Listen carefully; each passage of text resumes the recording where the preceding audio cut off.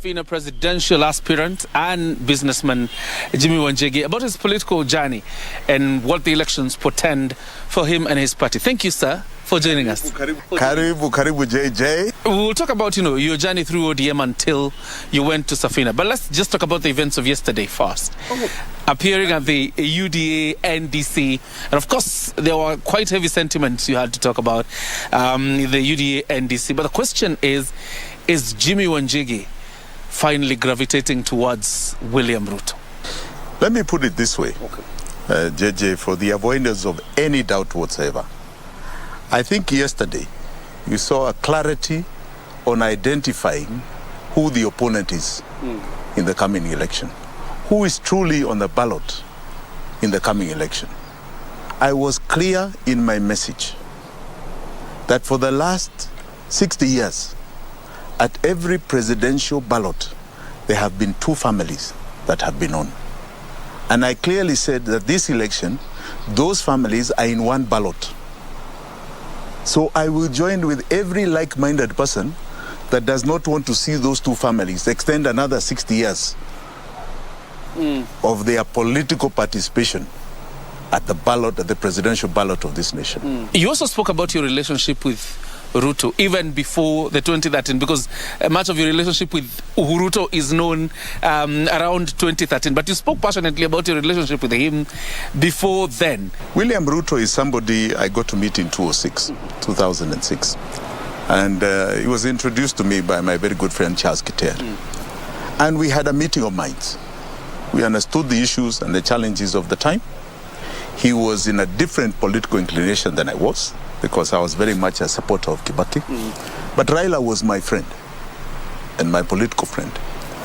And in that election, I encouraged him to support Raila. I can tell you that when all hell broke loose in the 2000 post-election violence, William sought refuge with me, and it was glad to see him acknowledge that his brother Jimmy was there for him when everybody was trying to change him. It is those efforts that help bring about a lot of the peace that you've seen in this nation. So he is my friend and my brother.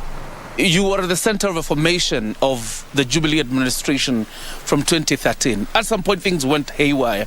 Are you saying your relationship with William Ruto remained intact even after you had been alienated from a government you had participated in forming? Let me first articulate what my take-home in terms of forming that union was. It was not only to bring peace, but prosperity coming from a different generation of leaders. That was why I was very supportive of the Jubilee government when it was formed. Uhuruto, I think it was called at the time. And at that time, I think you remember we had a slogan, digital versus analog. We were talking about a cutoff from a previous generation. And we were talking about a different way the country was going to operate. Bring peace, bring prosperity, bring new energy and infuse into the country. And on that, we had a meeting of minds. The only thing I wanted in return, for them particularly being saved from ICC and the troubles that they were personally facing, was that they would literally save this nation from the scourges of poverty and everything else that comes with it. Now, William was very clear that I had crossed certain lines, and I had crossed those lines according to his boss, because there were things I was against. I was against massive debt. Massive debt. I said our great-great-grandchildren were going to pay. We were enslaving them. I was very, very particular about policy decisions that were being made that looked like we were more analog than analog. And because he had a boss, he had to follow his boss. I was a private citizen. I could voice my concerns, I could opt out, and I can tell you within 1 year, I was very clear I cannot participate in this. I spoke to you before you announced your presidential bid under ODM. Then I covered you when you went to ODM and you met the Secretary General and the Secretariat in that party.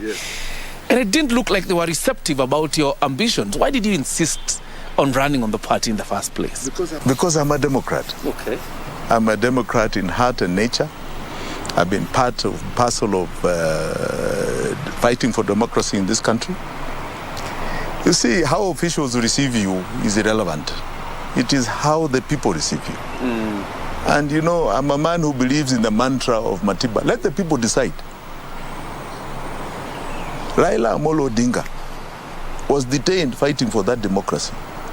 If there's anybody I believed would practice party democracy, it is him. Unfortunately, I was wrong. That has been his modus operandi, and he has not changed.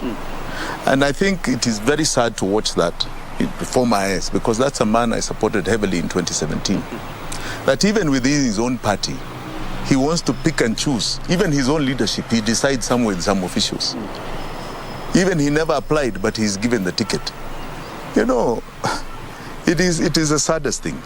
Yeah, multipartyism was fought for, so that there is party democracy too, not just the will to form your own parties. Why should I form parties when we have similar ideology? Why don't we build internal democracy? So look at what they have done. They've created coalitions to put in a myriad of interests, but those interests are regional interests. It's got nothing to do with ideology or philosophy. And then they say this is now multipartyism in coalitions. I mean, what we are seeing here is dictatorship coming back in its worst form. In its worst form. And people being regionalized or regionalized out. It's the worst kind that you're seeing from people who said they were fighting for democracy. So we are fighting on those issues. What I wanted to demonstrate to everybody is that one should have the courage and the determination, no matter what people are saying, to fight for what is right. And I did. I never thought in my wildest imagination that people would throw me out with stones. This is a party I was being killed for just a few years ago. I did everything to try and support, to try and make sure that as presidential candidate, our party leader, who was the head of NASA, would win an election. I never imagined a man who I have known since 1991 would be part and parcel of people who are throwing stones at me for only one reason: asking for internal democracy in a party. So I think Kenyans have seen it. You're a life member, you were a life member of that party. Are you telling me this dictatorship that you speak about in ODM, are you saying you had not seen it by that time, all this time you were a life member, that you only noticed it was there when you decided to run for presidency under ODM? I became a life member in 2018. Okay. And I can tell you there was nowhere where there was a demonstration of this. There were previous discussions that when you have seats, parliamentary, MCAs, governor, senator, that people are handpicked. That really the so-called democracy that happens in ODM is fake democracy. And there were cases.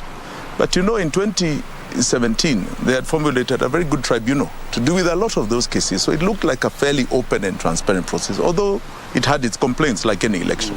I never believed that it would be demonstrated to the extent that it was demonstrated to me. And I can tell you, I am waiting to see the nominations of ODM, especially in Luo Nyanza, in the next month or two, because I think there will be a major debacle. If you ask me, I can see the demise of this party. You went to Migori, if I'm not wrong, and there were stones pelted on you. You had changed the slogan for ODM to Fagia Wote. And then there's this ruckus with officials who are saying you're opening paro offices. Before the National Delegates Conference, they have already said your life membership does not guarantee you to be an automatic member of the National Delegates of ODM. And then you go to Kasarani. How are you going there? The environment was already poisoned against you. To show them that I'm prepared to push this to the limit. Okay. And you see, I think this is what I must be very clear to Kenyans about. As for democracy, stones were thrown.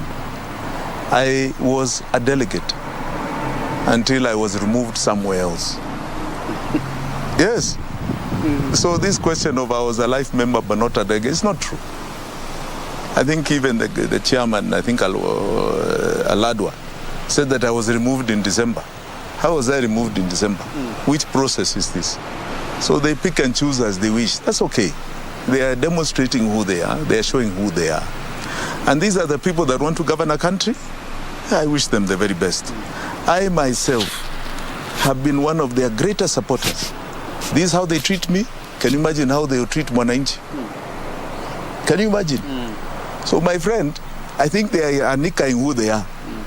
So I leave them to the electorate to decide about them. I think really JJ, that is the past. Tuzungumze mambo ya wananchi huku mbele. Wachana na hawa watu. They will face the electorate. All right. Tutazungumza kuwahusu. But I have a quick one, because looking at it, since the handshake, it was almost clear that Raila Odinga was going to run for president. There are those who thought your declaration for presidency under ODM was just troublemaking. I don't know how clear that was, because clarity may be perception. What he told me is that he was retiring. He told me handshake was retiring. Where he changed his ambitions, I don't know. Because he was even one of those who encouraged me, even as early as last year, to put in my application. So I don't know, JJ, whether that is quite right or is conjecture. Okay. Yeah, those are your speculations, right? I seriously believe the following, and I'll repeat it here. Kenya is now on what we call the third revolution. And he himself has copied this mantra from me. I spoke this last year on Citizen, and it seems to have taken root as a mantra. We have gone through two liberations. And these liberations are categorized this way, because I know nobody else can really explain it as much as I can. It's 60 years. The first liberation was our independence. So it had its heroes, it had its warriors. Tulikuwa na washujaa.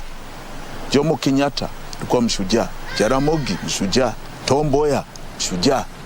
They were there. J.M. Kariuki. J.M. Kariuki was in Mau Mau. These were washujaa of the first liberation. 30 years, 62 to 92. It coincided with something very interesting, the beginning of the Cold War. Because these events coincide with something international. In 1992 was the end of the Cold War, multipartism, second liberation. And it had its heroes, Raila among them. Kenneth Stanley Jindo Matiba, Charles Rubia, my own father was there. Paul Muite, my party leader in Safina. James Orengo, solid. Itobo Imanyara, heroes of the second liberation. You saw when Jaramogi with Masinde Muliro tried to be heroes of the second liberation, he was fourth in that election. You can't go from one to the next. We are now in what we call the economic liberation, because our people must be emancipated. The greatest emancipation is literacy and financial independence. Okay? Especially political literacy and financial independence. Our people cannot be free when they are slaves. So we want to liberate them economically. You can't transfer from what was the human rights liberation to now something to do with finance. But then I assume your relationship with Raila Odinga is sour? Well, he threw stones. I've not talked to him since. Yes. And you found refuge in Safina Party. Yes. You'll be running for presidency. Before we can speak about anything else, what would a Jimmy Wanjigi presidency portend for these Kenyans you're saying need economic emancipation? JJ, that's a very good question. And it goes to the heart of why I'm standing. This is what you now call an Itweka movement. I think you know that because we come from similar regions. Itweka is a break from one generation to another.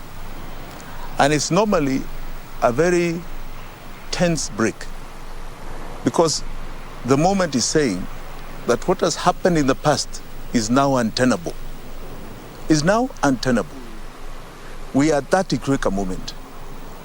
The one advantage I have may not be generational, but I have freshness. And I have an insurgent spirit. In other words, I have been part and parcel of all this, so I know them. I'm the warrior who can break these shackles. And these shackles are about economic liberation. That is the Itweka. This good country of ours has been plagued by a form of governance since the colonial era, where the government is the king, Mwananchi is the servant. This is a time to change that.